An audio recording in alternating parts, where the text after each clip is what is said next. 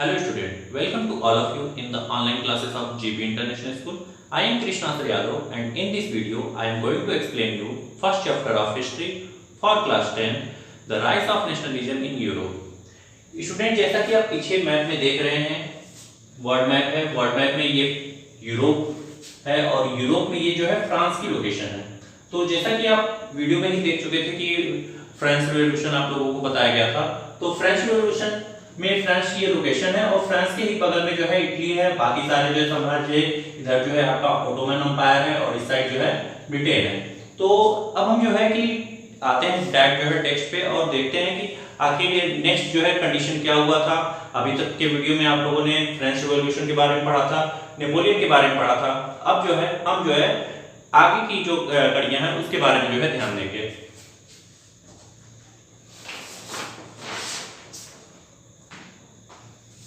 Next topic है आपका the age of revolution. ये 1830 टू 1848 के बीच का जो गैप माना जाता है, इसे हम जो है ग्रीक रिवॉल्यूशन के नाम से भी जानते हैं। यूनान में कैसे कैसे जो है क्रांति हुई थी, रिवॉल्यूशन हुआ था, इसके बारे में हम जो है डिटेल में पढ़ेंगे। तो सबसे पहले जो इसमें टॉपिक दिया हुआ है वो है the romantic imagination and national feeling. Greek में लोगों के अंदर जो है रिवॉल्यूशन के प्रति कैसे कैसे जो है इमेजिन आ रहे थे, पोएट्स और राइटर्स के क्या उसमें सहयोग थे, इसके बारे में जो है हम इसमें जो है ध्यान पढ़ेंगे। जैसा कि यहाँ पे दिया हुआ है कि जैसे जैसे रोमांटिसिज्म अपने चरम सीमा पर जाता गया, व्यवस्थाओं ने अपनी ताकत को और मजबूत बनाने की कोशिश की। यूरोप के अनेक क्षेत्रों में उदारवाद और राष्ट्रवाद की क्रांति से जोड़कर देखा जाने लगा। इटली और जर्मनी के राज, ऑटोमन एम्पायर, इसके अलावा आयरलैंड और पोलैंड जैसे कुछ ऐसे ही एरियाज थे। इन क्रांतियों के नेतृत्व उदारवादी राष्ट्रवादियों ने किया, जो शिक्षित मध्यम वर्गीय विशिष्ट लोग थे। इनमें प्रोफेसर, स्कूली अध्यापक, क्लर्क और वाणिज्य व्यापार के लोग लगे हुए थे।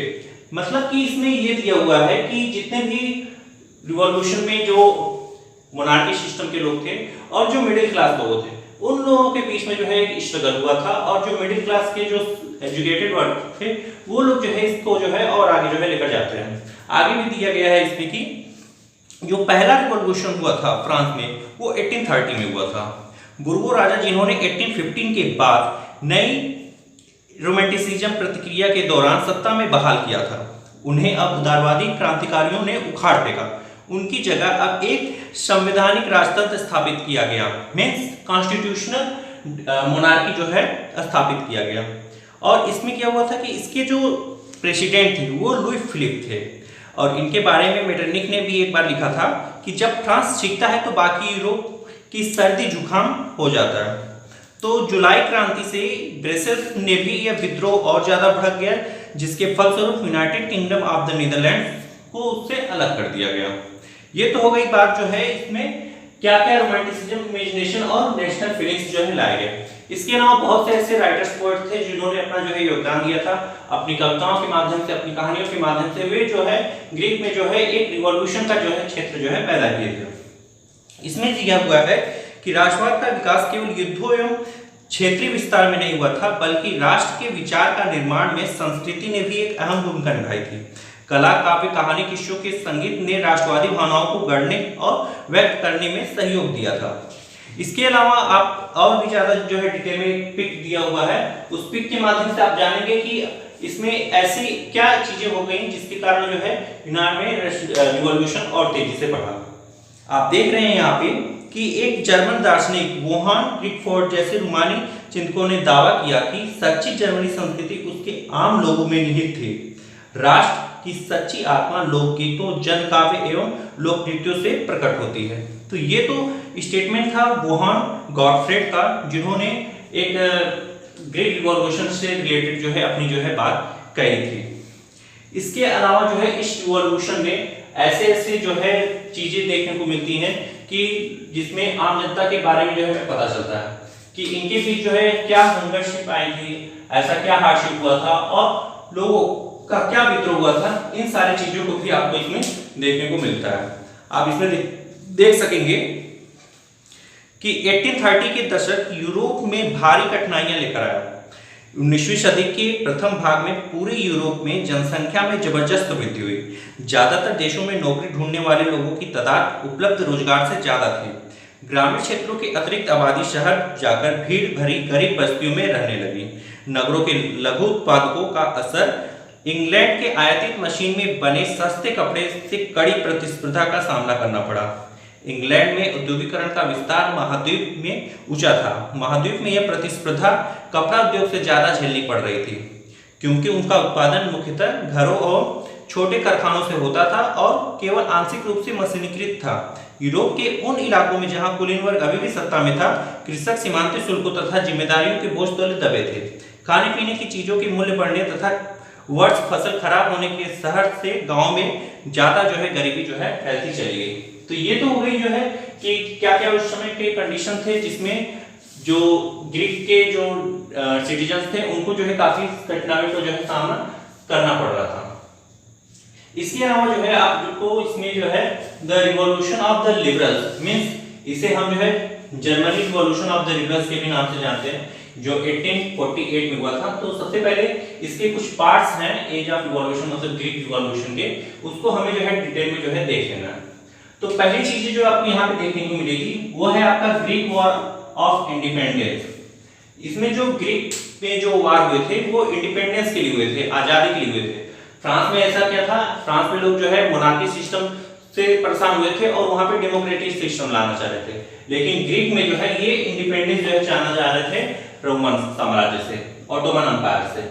नेक्स्ट क्या है, 15th century it was part of Ottoman Empire. जैसा कि आपको पहले बताया गया था कि 15th सेंचुरी तक ये ऑटोमन एम्पायर के अधीन आते थे। ऑटोमन एम्पायर क्या है, ऑटोमन एम्पायर मुस्लिमों का एक समूह है, मतलब कि जो खलीफा है, खलीफा जो मुस्लिमों के हेड होते हैं उनके अंतर्गत ये साम्राज्य था ऑटोमन एम्पायर, और उसी के अंतर्गत ये ग्रीक था।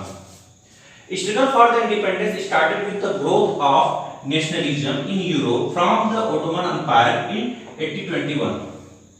यहाँ पे जो इंडिपेंडेंस के लिए जो स्ट्रगल स्टार्ट हुआ था वो नेशनलिज्म की भावना के साथ स्टार्ट हुआ था, और ये 1821 में ऑटोमन एम्पायर से स्ट्रगल किया था। नेक्स्ट आपका support from the waste European country.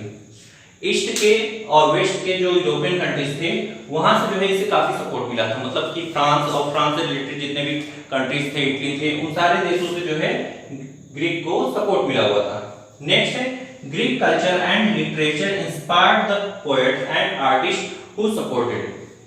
और जो ग्रीक की सभ्यता थी, संस्कृति थी, जो वहां पे साहित्य थे, इसका भी प्रभाव ग्रीक के कल्चर पर पड़ता है, और वे सभी लोग अपनी अपनी तरीके से लोगों के अंदर राष्ट्र प्रेम की भावना को जगाते हैं।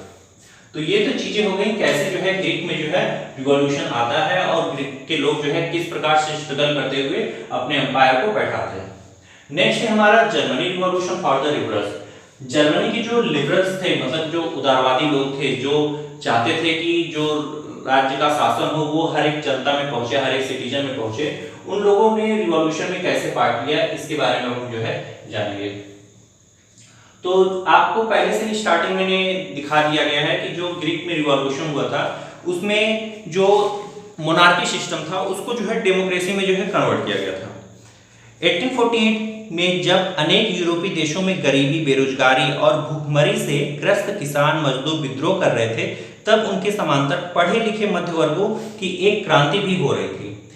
फरवरी 1848 की घटनाओं से किंग जो वहां के राजा थे वो गद्दी छोड़नी पड़ी थी और एक गणतंत्र की घोषणा करनी पड़ी थी, मतलब कि रिपब्लिक स्टेट का का घोषणा उन्हें करना पड़ा, जो सभी पुरुषों का सार्वजनिक मताधिकार का आधारित था, मतलब कि उसमें हर एक सिटीजन्स को एक बराबर अधिकार मिले हुए थे। यूरोप के अन्य भागों में जहां अभी तक स्वतंत्र राष्ट्र राज्य अस्तित्व में नहीं आए थे, जैसे Germany, Italy, Poland, Austro Hungarian साम्राज्य, वहां के उदारवादी मध्य वर्गों ने स्त्री पुरुषों ने संविधानवाद की मांग को राष्ट्रीय एकीकरण की मांग से जोड़ दिया। उन्होंने बढ़ते जन असंतोष का फायदा उठाया और एक राष्ट्र राज्य के निर्माण की मांगों को आगे बढ़ाया। यह राष्ट्र राज्य संविधान, प्रेस की स्वतंत्रता और संगठन बनाने की आजादी जैसे संसदीय सिद्धांतों पर आधारित था।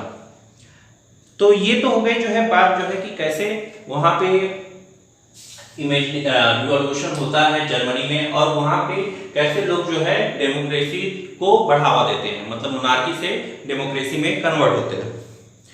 इसके अलावा जो है जर्मनी के कुछ ऐसे भी एरियाज थे जहां पे राजनीतिक संगठन जो है काफी ज्यादा जो है चहल में थे। फ्रैंकफर्ट शहर में मिलकर एक सर्व जर्मन नेशनल असेंबली के पक्ष में मतदान का फैसला लिया गया, जिसमें 18 मई 1848 को 831 निर्वाचित प्रतिनिधियों ने एक सजे धजे जुलूस में जाकर फ्रैंकफर्ट सदस्य में अपना स्थान ग्रहण किया। तो यहाँ से हम देखते हैं कि जो मोनार्की सिस्टम से डेमोक्रेसी सिस्टम में गए थे, तो इसमें करीब 831 इलेक्टेड रिप्रेजेंटेटिव थे जो मार्च पास्ट करते हुए फ्रैंकफर्ट पार्लियामेंट तक जो है पहुंचे थे।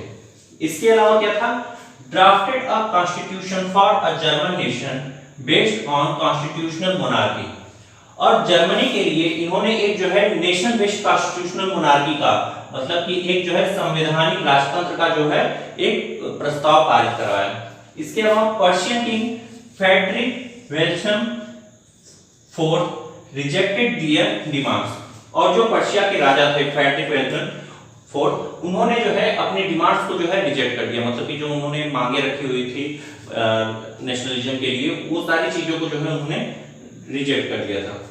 नेक्स्ट है आपका the parliament mainly took interest in the workers and the artisan, मतलब जो संसद थी वहां की, जो पार्लियामेंट थी, वो ज्यादातर जो है वर्कर्स और आर्टिशियंस के ऊपर जो है ज्यादा रुचि दिखाती थी, ज्यादा इंटरेस्ट दिखाती थी, मतलब कि वे जो सिटीजन्स थे जिनके बारे में पोएट्स राइटर्स लिखा करते थे, उन सभी लोगों के बारे में जो है ये ज्यादा इंटरेस्ट दिखाते थे। नेक्स्ट है आपका truth forcefully disband the assembly, और जो वहां के पहले के जो निवासी थे, जो वहां के ट्रुथ्स थे, उन सभी को जो है असेंबली से जो है निष्कासित कर दिया गया, मतलब उनका असेंबली में आना जो है मना कर दिया गया। मतलब कि एक प्रकार से हम देखते हैं कि पूरी तरह से वहां पे जो है डेमोक्रेसी की जो है एक झलक जो है देखने को मिल जाती है Germany revolution of the liberals में।